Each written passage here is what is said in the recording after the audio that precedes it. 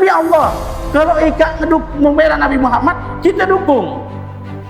Bukan kita menghina, kita bukan melarang kau membela Nabi Muhammad. Tapi antara jarak waktumu dengan membela, kamu kemana?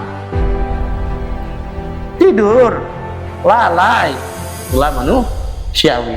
Terkadang memang kita menunjukkan cinta kita, terkadang berbeda-beda, tapi hati kita kadang jauh dari Nabi Muhammad. Nabi Muhammad adalah makhluk yang paling sempurna yang pernah Allah Subhanahu wa Ta'ala ciptakan. Nabi Muhammad yang mana Allah Subhanahu wa Ta'ala, makhluk yang mana Allah Subhanahu wa Ta'ala ciptakan daripada makhluk-makhluk Allah yang tidak pernah Allah ciptakan sebelum dan sesudahnya, yaitu Nabi Muhammad sallallahu alaihi wasallam. Di sini kita akan menceritakan tentang kesempurnaan khilqah, kesempurnaan badan, tubuh, fisiknya Nabi Muhammad sallallahu alaihi wasallam. Makhluk yang paling sempurna dalam fisik tubuhnya itu yaitu Nabi Muhammad sallallahu alaihi wasallam. Tidak ada yang memungkiri dari para sahabat, semuanya mereka mengatakan, bahkan ulama-ulama kita mengatakan, makhluk Allah Subhanahu wa Ta'ala yang paling sempurna dalam fisiknya yaitu Nabi Muhammad sallallahu alaihi wasallam. Wa jamalu suratihi sallallahu alaihi wasallam, keindahan, ketampanan, kecantikan, kemolekan Nabi Muhammad sallallahu alaihi wasallam tampak dalam jati diri beliau. Inilah Nabi Muhammad sallallahu alaihi wasallam. Qala al-Imam al-Busiri rahimahullahu taala. Al-Imam al-Busiri mengatakan dalam kitab qasidah burdahnya, "Fahuwa alladhi tamma ma'nahu wa suratuhu, thumma istafahu habiban bari'un nasami." Fahuwa alladhi tamma ma'nahu wa suratuhu, yaitu Nabi Muhammad sallallahu alaihi wasallam yang mana Allah Subhanahu wa Ta'ala sempurnakan dari bentuk tubuhnya, fisiknya disempurnakan oleh Allah Subhanahu wa Ta'ala. Tsumma astafahu habiban bari'un nasami, kemudian Allah Subhanahu wa Ta'ala memilihnya menjadi kekasih Allah Subhanahu wa Ta'ala. Munazzahun an syarikin fi mahasinihi, munazzah, suci, bersih, bebas, terlepas, an syarikin fi mahasinihi, dari yang sama seperti keindahannya. Ketampanan Nabi Muhammad sallallahu alaihi wasallam berbeda dengan ketampanan yang lain. Ada orang yang ketampanannya luar biasa, tapi Nabi Muhammad lebih tampan lagi daripada dia. Lebih indah Nabi Muhammad. Tidak ada yang menyerupai ketampanan dan keindahan Nabi Muhammad. Bersih, lepas, suci dari orang yang menyerupai Nabi Muhammad dalam segi fisiknya. Fajauharul husni fihi ghairu munqasimi. Nabi Muhammad adalah sebuah batu jauhar, batu intan permata yang indah, fihi ghairu munqasimi, tidak terbagi. Jadi keindahan Nabi Muhammad, ketampanan Nabi Muhammad, kecantikan Nabi Muhammad, tidak ada yang mirip seperti Nabi Muhammad.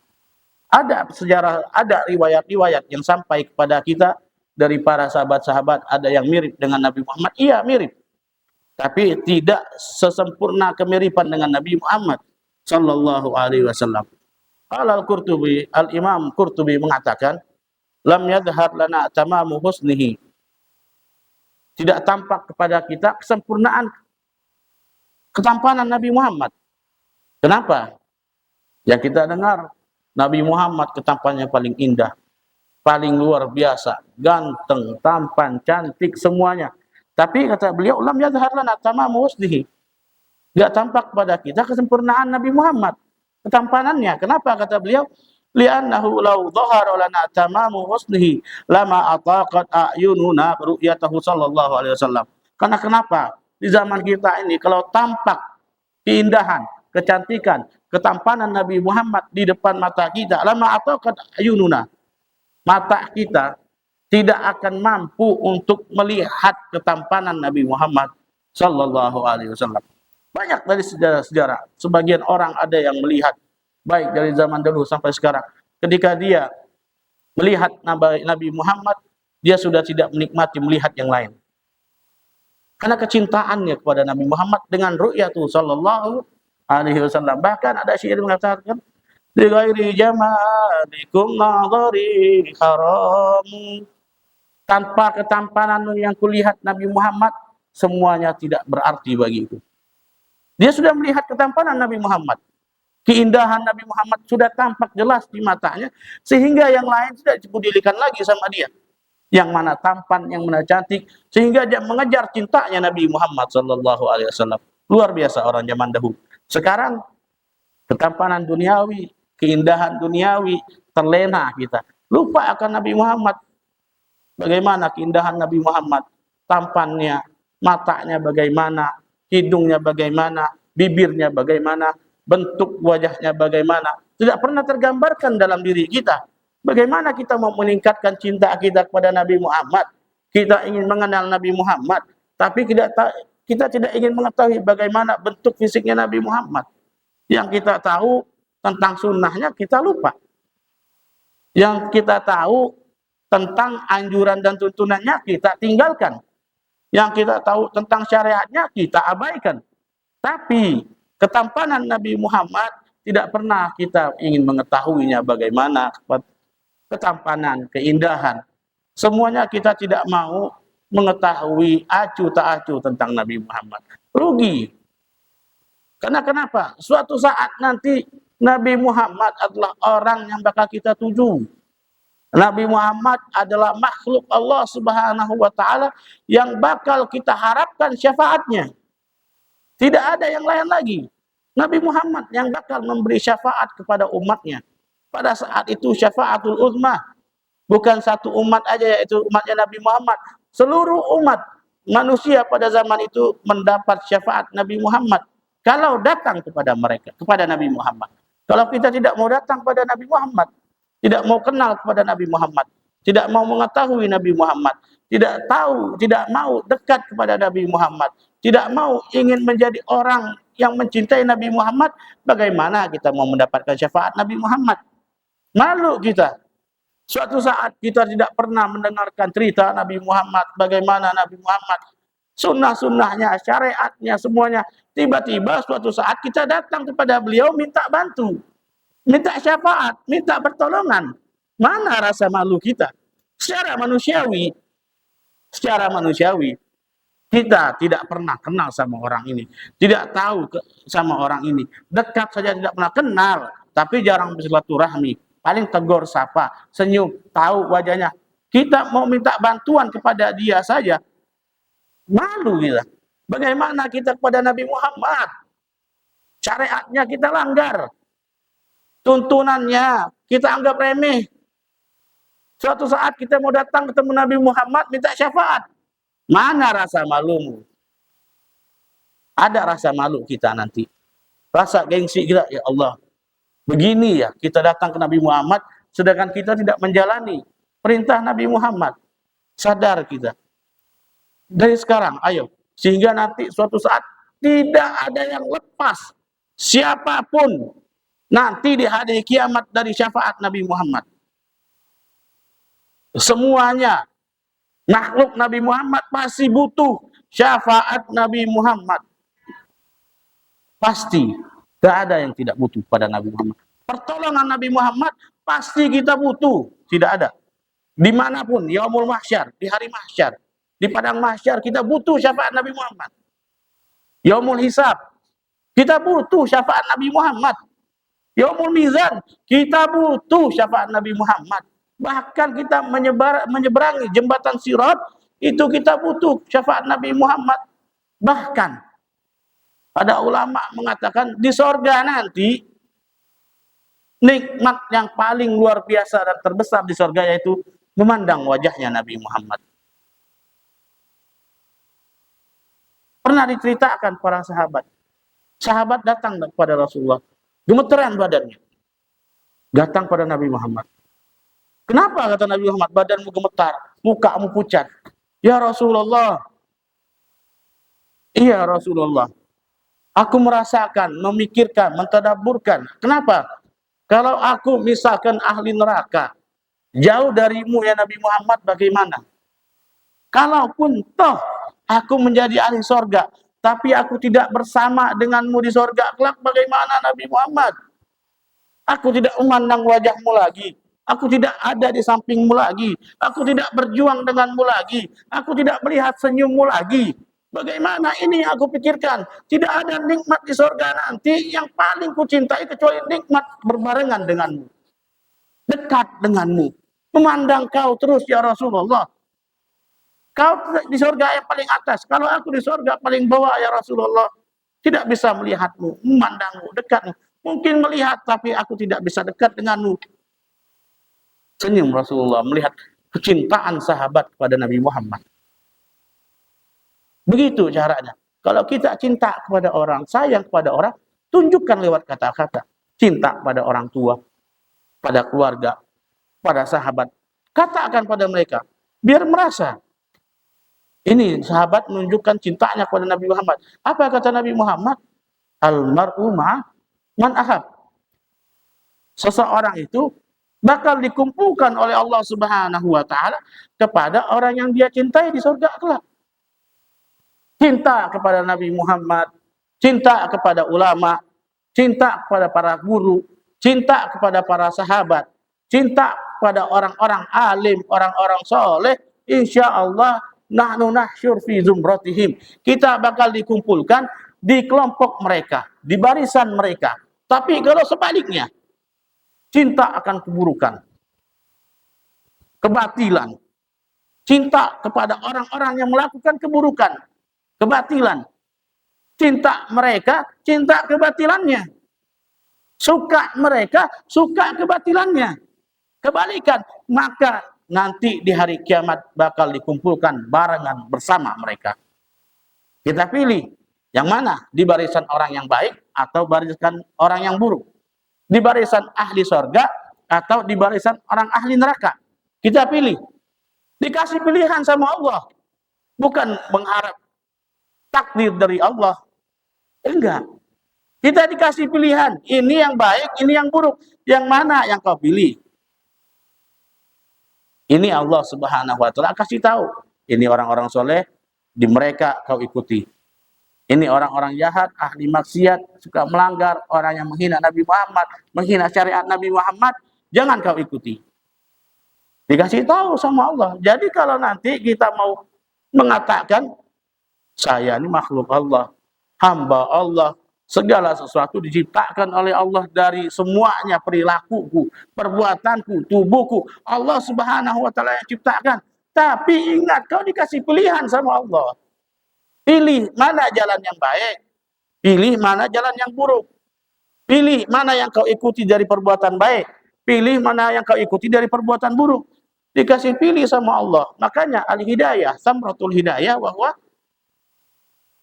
guatul ibadah, buah dari hidayah Allah Subhanahu wa taala apa? Kalau kita dikasih hidayah sama Allah, dikasih petunjuk oleh Allah, apa samratu? Buahnya, hasilnya yaitu al-ibadah. Rajin ibadah, rajin sholat, rajin berbuat baik. Itu petunjuk dari Allah Subhanahu wa taala untuk hamba-hambanya. Memang sekarang kita kalau melihat tentang Nabi Muhammad, jauh kita dari Nabi Muhammad. Jauh. Tidak siapapun, jauh dari Nabi Muhammad. Jauh dari perbuatan orang zaman dulu. Bagaimana ulama kita mengatakan, Al-Habib Umar bin Abdurrahman Al-Atnas, Ghaba anni Rasulullah sallallahu alaihi wasallam tarfata aini ma'adatu muslimah. Ma'adatu nafsi musliman. Kalau Nabi Muhammad hilang dari pandanganku, dari kegiatanku sehari-hari, dari perbuatanku, amalku, kegiatanku, lepas dari syariat Nabi Muhammad, tuntunan Nabi Muhammad, tidak aku hitung diriku ini sebagai orang muslim. Maksudnya bukan beliau orang kafir, tapi beliau bukan muslim yang sejati. Muslim yang sejati, ini petunjuk dari Nabi Muhammad, arahan Nabi Muhammad, contoh dari Nabi Muhammad, ikuti. Keseharian Nabi Muhammad bagaimana, diikuti sama beliau. Keluar masjid pakai kaki kiri, masuk pakai kaki kanan, masuk rumah baca doa, semuanya, masuk kamar mandi, jalan dari rumah ke masjid bagaimana, ada tuntunannya. Ini yang dilakukan beliau, sehingga beliau mengatakan, berarti beliau kesehariannya semuanya tidak lepas dari syariat Nabi Muhammad yang wajib-wajib dari Allah Subhanahu wa taala, dan sunnah Nabi Muhammad dilakukan sama beliau semua. Luar biasa bagaimana syiddatul mutaba'ah. Luar biasa mereka mengikuti jejak Nabi Muhammad. Bahkan dikatakan Sayyidina Abdullah bin Amr, Sayyidina Abdullah bin Umar. Sayyidina Abdullah bin Umar ketika beliau berjalan di suatu tempat, ada pohon. Pohon ini udah dipotong. Beliau nunduk, padahal nggak ada apa-apa. Biasanya kan kalau ada pohon, kita nunduk. Biar tidak kena pohon tadi. Nunduk. Ini ketika waktu itu tidak ada apa-apa. Tapi beliau nunduk. Kaget para sahabat yang lain melihatnya, atau tabi'in pengikut beliau. Wahai Sayyidina Ibn Umar, kenapa kamu melakukan seperti ini? Iya, karena aku melihat Nabi Muhammad pernah lewat di sini dan beliau menunduk. Karena zaman itu Nabi Muhammad nunduk, situ ada pohon. Nah, di zaman beliau pada lewat saat itu, pohonnya ditebang. Masih beliau melakukan contoh dari Nabi Muhammad. Teliti beliau mengikuti Nabi Muhammad. Ini Nabi Muhammad melakukan. Dilihat gerak-geriknya. Luar biasa sahabat Rasulullah sallallahu alaihi wasallam radhiyallahu taala anhum. Wa qad istafadatil ahaditsun nabawiyyah wal athar marwiyah allati tadullu ala kamali khilqatihi sallallahu alaihi wasallam wa jamali suratihi. Walidzalika kana min tamamil iman bihi sallallahu alaihi wasallam. Jadi riwayat-riwayat yang sampai kepada kita tentang keindahan, kecantikan, kesempurnaan Nabi Muhammad itu sampai kepada kita, semuanya di situ Allah Subhanahu wa taala ingin menyampaikan kepada kita iman. Riwayat-riwayat yang sampai kepada kita tentang kesempurnaan Nabi Muhammad menunjukkan kepada kita bahwa min tamamil imani bi sallallahu alaihi wasallam bil annallaha al-iman bi annallaha subhanahu wa ta'ala qad ja'ala badanahu syarif ala wajhin lam yadhhar qablahu wala ba'dahu khalqu adamin mithlahu. Jadi sini Allah menunjukkan kepada kita, kita beriman kepada Nabi Muhammad sallallahu alaihi wasallam, bahwasanya kita beriman Allah Subhanahu wa taala menciptakan fisik Nabi Muhammad dengan penuh keindahan, kesempurnaan, kecantikan. Lam yazhar lana qablahu wala ba'dahu. Tidak tampak di zaman kita sekarang atau setelahnya atau sebelumnya. Penciptaan fisik seorang manusia pada zaman dahulu atau sekarang tidak ada, kecuali diciptakannya fisik Nabi Muhammad SAW dengan kesempurnaan berbeda dengan makhluk yang lain. Ini iman. Kita harus beriman seperti ini, bahwasanya Allah Subhanahu wa taala menciptakan Nabi Muhammad SAW dengan penuh kesempurnaan. Tidak ada yang mirip sebelumnya atau setelahnya. Harus beriman seperti ini. Sehingga kalau ada orang dengan kecanggihan yang luar biasa, dengan alat apapun, sehingga mereka menggambarkan bentuk fisik Nabi Muhammad, ini berarti orang sudah menghina agama Islam, menghina Nabi Muhammad dengan gambar karikatur, dengan patung, ataupun cukup gambaran Nabi Muhammad apa yang dipikiranmu melalui riwayat-riwayat yang ada. Jangan kau pikirkan kita belajar bahwasanya kita mengetahui sesuatu itu dengan dua metode. Pertama, dengan apa? Dengan penyampaian riwayat yang sampai kepada kita, itu yang kita ketahui tentang Nabi Muhammad. Yang kedua, dengan idrakul hawas. Panca indera kita menangkap itu, mata kita, telinga kita, hidung kita, mulut kita, indera kita, anggota tubuh kita itu menangkap itu semuanya. Anggota tubuh kita tidak menangkap bagaimana Nabi Muhammad. Kita mau bilang Nabi Muhammad seperti ini dengan pendengaran, dengan riwayat yang ada, bagaimana Nabi Muhammad sampai pada kita. Jujur, kita belum melihat Nabi Muhammad, belum pernah berkumpul sama Nabi Muhammad, tapi riwayat yang sampai kepada kita, hidungnya begini, matanya begini, telinganya, fisiknya begini dengan kesempurnaan. Kita gambarkan, penggambaran kita bukan sesuai pemikiran orang yang menyampaikan riwayat. Penggambarannya memiripkan dengan pikiran kita. Kita melihat di kampung kita ada orang yang paling tertampan, oh mungkin seperti ini Nabi Muhammad. Hidungnya, hidung yang paling bagus di masyarakat kita yang pernah kita temui, oh seperti ini mungkin Nabi Muhammad. Jadi sebatas pengetahuan kita saja. Sehingga nanti kita bilang, tidak sempurna penciptaan Nabi Muhammad. Bahaya. Karena penciptaan, kesempurnaan dari fisik Nabi Muhammad adalah iman. Hati-hati. Yang berani menggambarkan Nabi Muhammad dengan bentuk karikatur, dengan bentuk gambaran, lukisan, ataupun dengan patung. Sebagus apapun, itu penghinaan untuk Nabi Muhammad dan sudah menghancurkan, menggerogoti, menghina akidah Islam. Berapa banyak? Harus bergerak gitu. Karena menunjukkan nanti ada kekurangan untuk Nabi Muhammad. Jangan sampai ada seperti itu. Ataupun orang mengaku, saya pernah bermimpi Nabi Muhammad. Nabi Muhammad, mudah-mudahan kita bisa bermimpi beliau, melihat beliau dalam mimpi secara yaqadha. Mudah-mudahan, amin ya rabbal alamin. Melimpi Nabi Muhammad. Kalau kita sudah mimpi Nabi Muhammad, kita secara pribadi, kalau ada orang menceritakan tentang Nabi Muhammad, saya bermimpi Nabi Muhammad, ingat, kalau mimpi Nabi Muhammad jangan terlalu disebar-sebarkan, diumbar-umbarkan, jangan. Karena nanti ada yang hasud, ada yang enggak mau. Wala taqsus ru'yaka ala ikhwatika fayakidu laka kaidah. Jelas dari perintah Allah Subhanahu wa taala tentang Nabi Yusuf. Nabi Yusuf ketika mimpi bagus, mimpi indah, mimpinya bagus nih. Ciri-ciri mimpi. Kita bakal cerita tentang ciri-ciri mimpi. Ciri-ciri mimpi yang bagus itu ada 3. Yang memang wahyu dari Allah, ilham dari Allah untuk menyenangkan kita. Ada bisyarah, ada busyrah, kabar gembira untuk kita. Pertama, mimpi itu tidak kita lupa. 70%, 80% mimpi itu kita ingat. Pertama. Kedua, kita bangun tidur itu senang. Senang, gembira. Mencari-cari, subhanallah, masya Allah. Ketiga, hari-hari kita merasa gembira. Itu mimpi yang indah. Bagaimana cara mendapatkan mimpi-mimpi yang indah? Wala zamatul awrad. Sering-sering baca wirid. Sering-sering ingat Allah, sering-sering ingat Rasulullah, insya Allah. Bahkan bakal Allah tunjukkan pada kita mimpi yang bagus. Sebelum tidur baca doa sebelum tidur. Bangun baca doa setelah bangun. Seharian kita makannya semuanya. Terus bagaimana setelah sholat kita lazimkan wirid, mengingat Allah Subhanahu wa taala.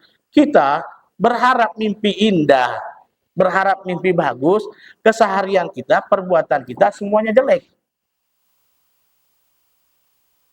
Kalau kan misalnya terkadang kita kerja 24 jam itu, mungkin 20 jamnya kita kerja, capek, tidur. Kebanyakan orang sering mimpi tentang pekerjaan dia. Bagaimana kita mau indah, bagus, mimpi tentang keindahan. Busyrah, alamat petunjuk dari Allah. Kabar gembira dari Allah Subhanahu wa taala. Sering-sering ingat Allah, ingat Rasulullah. Kalau setiap harinya lalai, ketawa, ketiwi, ngakak, cerita tak jelas, bohong di situlah, menghina orang di situlah, gibah orang di situlah, macam mana kita nak mimpi bagus? Karena mimpi, kita bangun tidur, jujur, kalau kita mimpi indah, bangun tidur kita tenang, bahagia, senyum terus. Akhirnya kita dibilang sama guru kita, waktu kita mondok, wirid-wirid yang kita baca, kata beliau, kalau kau amalkan ini 1 bulan saja, kata beliau. 1 bulan saya pastikan. Bakal ketemukan mimpi-mimpi indah. Banyak kawan-kawan yang ceritakan, subhanallah cerita kita, kawan-kawan kita, masya Allah mimpi-mimpinya bagus-bagus. Ada yang ketemu sahabat, ada yang ketemu ini, ketemu yang luar biasa. Mudah-mudahan kita menjadi orang-orang yang mendapatkan mimpi indah. Terus tentang mimpi Nabi Muhammad SAW. Mimpi Nabi Muhammad, ada yang mengatakan tiba-tiba dia bercerita, saya mimpi Nabi Muhammad, saya mimpi Nabi Muhammad. Hati-hati. Kalau kau jujur, jangan sampai benar mimpimu ini, tentang Nabi Muhammad jangan sembarang diceritakan. Ceritakan kepada orang-orang terdekatmu, guru-gurumu, orang-orang soleh. Kalau kau misalnya bohong, mengaku-ngaku, hati-hati. Karena termasuk man kadzaba alayya muta'ammidan falyatabawa maq'adahu minan nar. Barang siapa yang sengaja berbohong atas namaku, maka tempatnya sudah ada disiapkan oleh Allah di neraka. Hati-hati. Terkadang bermimpi pun tidak semua kita melihat fisik Nabi Muhammad secara penuh. Kalau ada orang yang seperti ini melihat fisik Nabi Muhammad 100%, ini orang top. Luar bagaimana matanya, bagaimana senyumnya, bagaimana hidungnya, telinganya. Ini orang top dalam mimpi. Dalam mimpi. Ada derajatnya mimpi Nabi Muhammad. Di bawahnya lagi, dia bermimpi Nabi Muhammad, terkadang ada orang yang mirip dengan Nabi Muhammad secara fisik, tapi tidak mirip Nabi Muhammad. Misalnya ada ulama, kita bermimpi ulama ini, ustadz ini, habib ini, kiai ini seperti Nabi Muhammad. Hati kita kalau bermimpi Nabi Muhammad, hati kita ini pasti tahu ini Nabi Muhammad dalam mimpi. Ya Rasulullah, ini Nabi Muhammad. Sekalipun dalam segi bentuk fisik, surah gambarannya tidak seperti Nabi Muhammad. Hati kita mengatakan ini Nabi Muhammad. Terkadang Nabi Muhammad mirip dengan ulama ini, habib ini. Bahkan dikatakan, katanya yang sering ulama-ulama kita mimpi tentang Nabi Muhammad itu sering mirip dengan Al-Habib Ahmad bin Muhammad Al-Mu'dhar, sahibul wajah, Bondowoso, termasuk kakeknya dari uminya Bibasana, masuk. Itu ulama-ulama mimpi kita, ulama-ulama bermimpi sering sahibul wajah mirip dengan Nabi Muhammad, itu Ahmad Muhammad Al-Muhdar. Jadi itu sebagai gambaran, bukan secara sempurnaan fisik Nabi Muhammad. Hati kita menyangka, mengira, kuat, yakin ini Nabi Muhammad, tapi bentuknya bukan Nabi Muhammad. Ini paling rendahnya. Dan orang yang dimimpikan mirip dengan Nabi Muhammad itu orang luar biasa.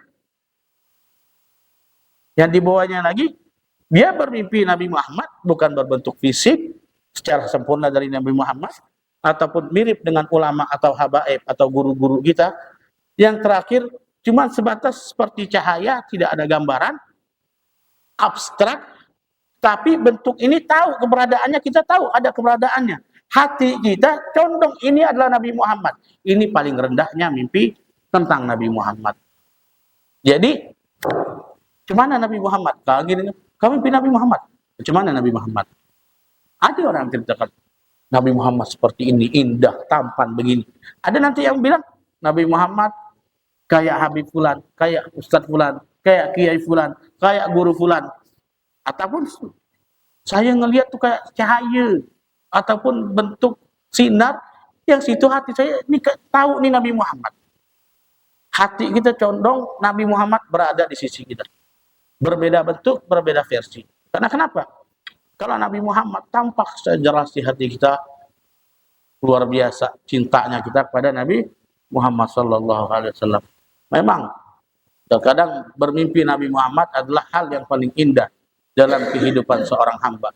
Pernahkah kita berpikir, berkeinginan untuk menemui Nabi Muhammad? Tidak usah banyak-banyak. Tidak usah banyak-banyak. Tidak usah secara jelas di depan mata kita. Tapi dalam mimpi jalan. Ataupun tidak usah berharap, tentu jalan dulu. Pernah tidak kita berharap, berpikir, bagaimana Nabi Muhammad ada di hatiku? Bagaimana Nabi Muhammad kuat di hatiku? Bagaimana cintaku kepada Nabi Muhammad? Bakal terrealisasi dah? Bakal kuat dah? Tertancap dah? Pernah kita berpikir macam itu? Tidak ada sedikit pun terkadang kita, Nabi Muhammad. Jangan sampai pikir kayak gitu.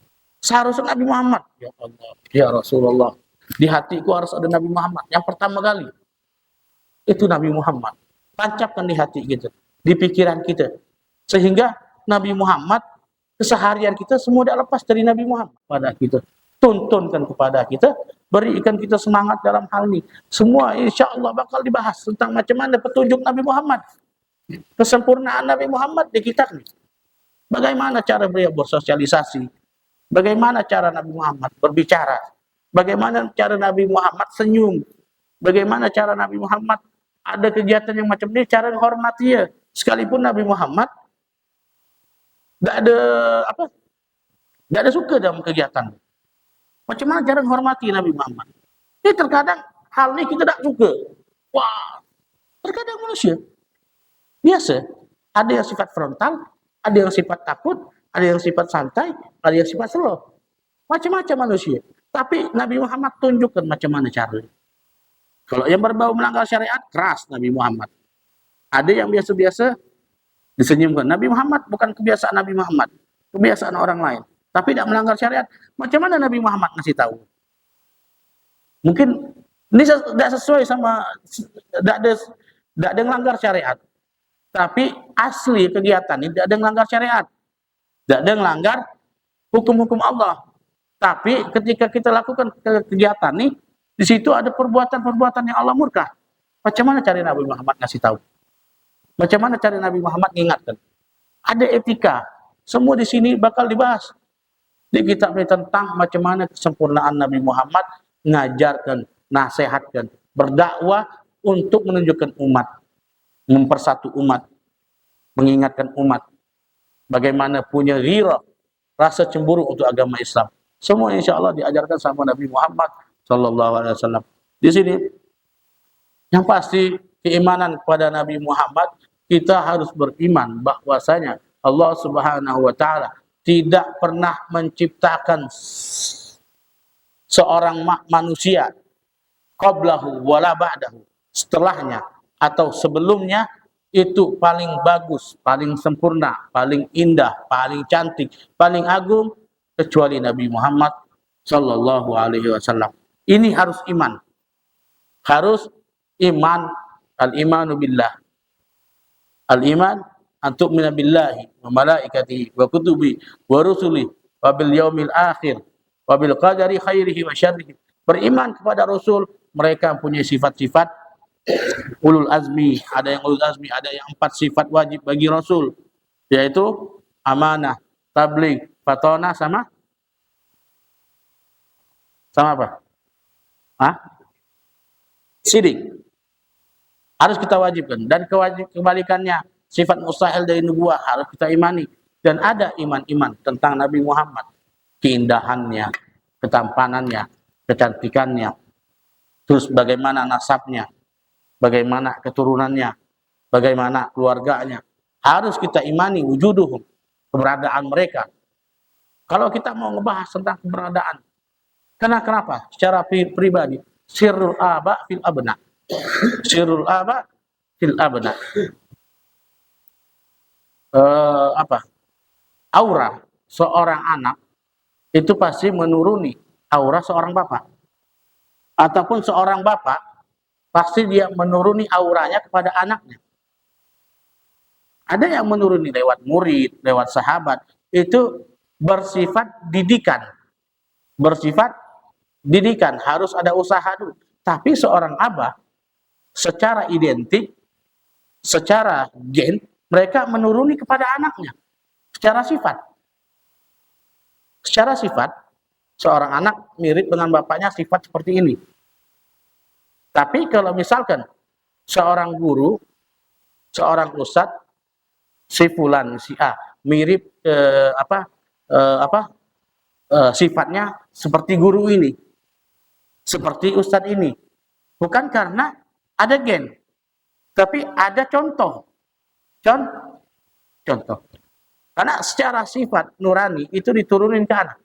Begitu pun Rasulullah Sallallahu Alaihi Wasallam. Tapi nanti tergantung bagaimana pembawaan seorang anak. Diperbagus, diperindah, atau dibobrok nama dia, itu sifat manusiawi secara masing-masing. Yang pasti Nabi Muhammad adalah makhluk Allah Subhanahu Wa Taala yang paling sempurna. Bahkan orang kafir pun mereka membuat sebuah buku, Nabi Muhammad makhluk Allah yang paling berpengaruh di dunia, nomor 1 Nabi Muhammad. Kita, tapi mereka secara pikiran, secara sen, secara sejarah, Secara pikiran saja, ilmiah. Jangan sampai ilmiah ini tidak masuk ke hati kita. Kita bilang Nabi Muhammad emang makhluk Allah paling sempurna. Nabi Muhammad syariatnya paling luar biasa. Nabi Muhammad nabi diutus oleh Allah akhir zaman. Nabi yang paling mulia. Ulul azmi itu Nabi Muhammad paling mulia, nabi ini. Secara pikiran. Tapi hati kita, adakah kita menomorsatukan Nabi Muhammad? Adakah kita mengutamakan Nabi Muhammad? Memprioritaskan Nabi Muhammad? Ada. Jangan sampai pikiran doang yang masuk, tapi hati nggak kena. Jangan sampai. Lebih baik hatimu yang kena, tapi pikiranmu masih mencoba mencari untuk mengenakan hati kita.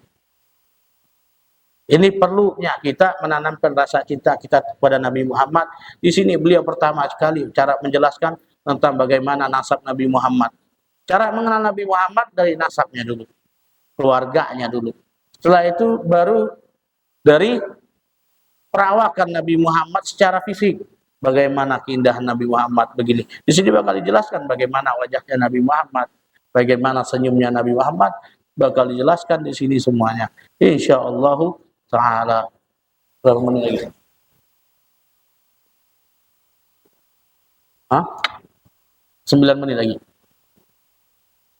Inilah Nabi Muhammad SAW. Mudah-mudahan kita dengan mengenal Nabi Muhammad secara pribadi beliau, syakhsiyah beliau, secara perawakan beliau, secara bentuk tubuh beliau, perawakan beliau, diri beliau bagaimana, sehingga cinta kita kepada Nabi Muhammad meningkat sehingga kita menjadi orang yang paling cinta kepada Nabi Muhammad. Luar biasa, Nabi Muhammad pasti cinta pada seseorang yang pasti dibalas, yaitu cinta kepada Nabi Muhammad. Pasti ada balasan. Terkadang kita cinta kepada hal-hal yang lain, tapi tidak ada balasan. Tapi kalau kita cinta kepada Nabi Muhammad, kepada Allah Subhanahu wa taala, pasti ada balasan. Pasti dibalas oleh Rasulullah. Tergantung cinta kita.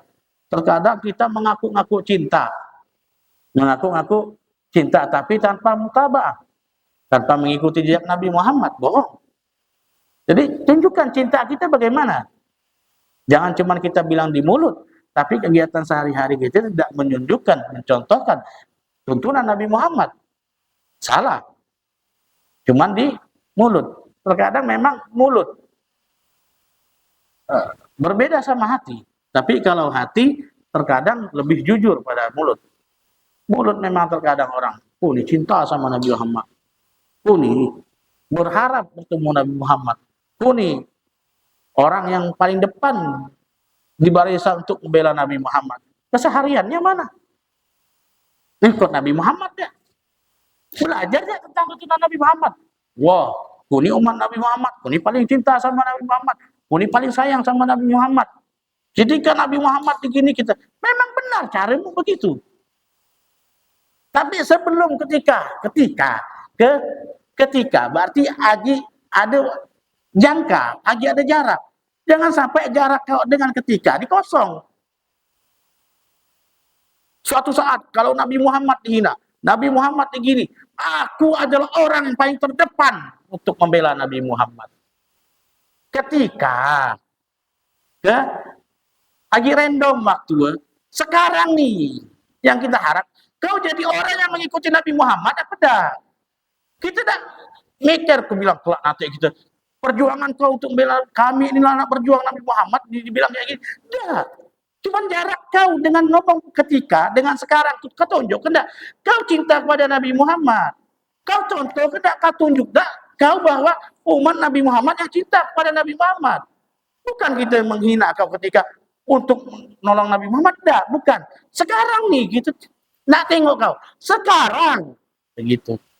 Terkadang orang kita doa kita bilang sekarang ikutlah cemana Nabi Muhammad. Dibilang kita tidak ada ngebela, dibilang kita tidak ada mendukung, bukan begitu. Demi Allah, kalau Ika membela Nabi Muhammad, kita dukung.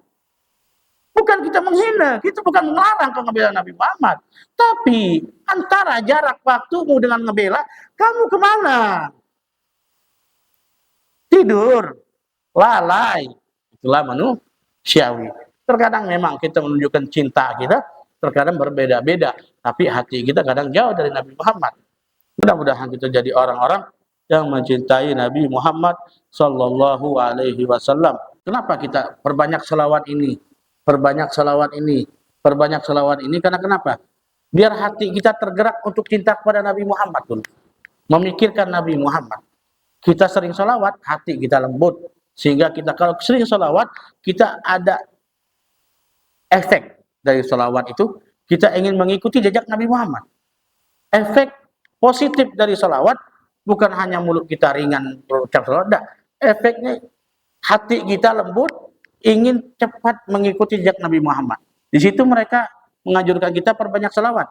Tidak ada mereka mengatakan langsung mengamalkan ini, langsung. Karena manusia itu derajatnya berbeda-beda. Tidak langsung langsung main ke hati, tidak.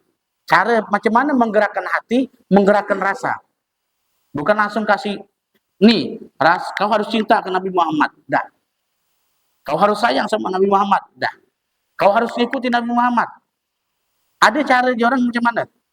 Ustaz, guru, Habib, aku nak ketemu sama Nabi Muhammad. Dalam mimpi pun coba, tak apa-apa tak. Pula rindu sama Nabi Muhammad. Lah ada keinginan dia macam ni. Tambahkan. Amalkan salawat macam ni, salawat macam ni. Sehingga ada efek. Dia menggerakkan rasa cinta aja untuk Nabi Muhammad. Ya.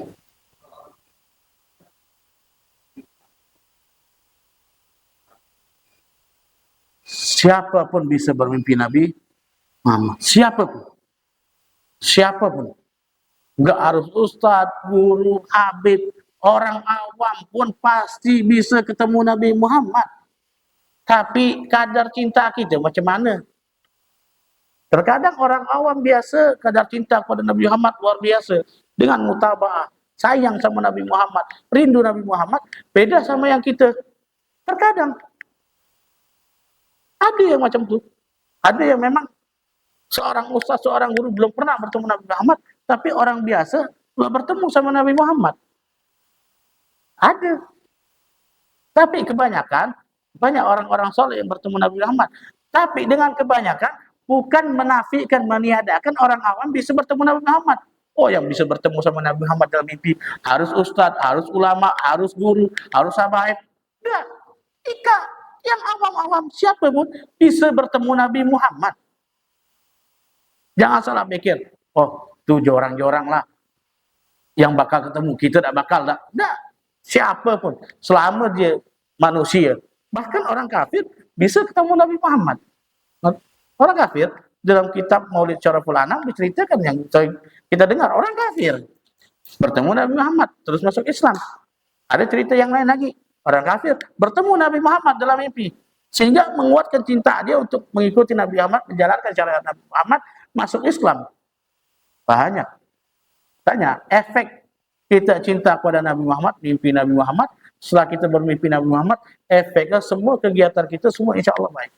Kadang-kadang adalah kadang-kadang belok dikit tapi langsung sadar. Biasa manusiawi. Itu efek berkah dari Nabi Muhammad sallallahu alaihi wasallam. Wallahu a'lam bishawab.